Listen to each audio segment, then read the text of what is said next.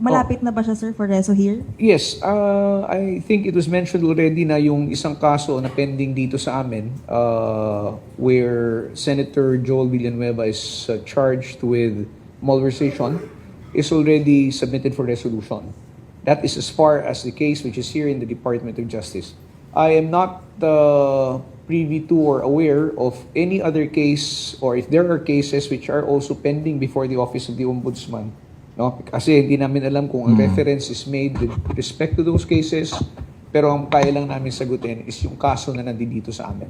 Sir, tama, no? Yung case ni Joel, tatlo yung case, complaint na nakafile sa kanya. Yung sa tatlo na yun, nakapag-submit na siya ng counter niya? Yeah, to clarify, ma'am, as I mentioned earlier, as of February 2, 2026, yung 6 na kaso involving Wawa or Top Notch, 3 of which kasama na si Senator Joel Villanueva have been submitted for resolution.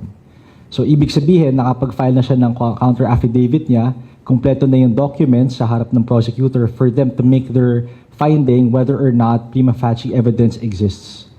So, as to when exactly, again, we're working with the timeline.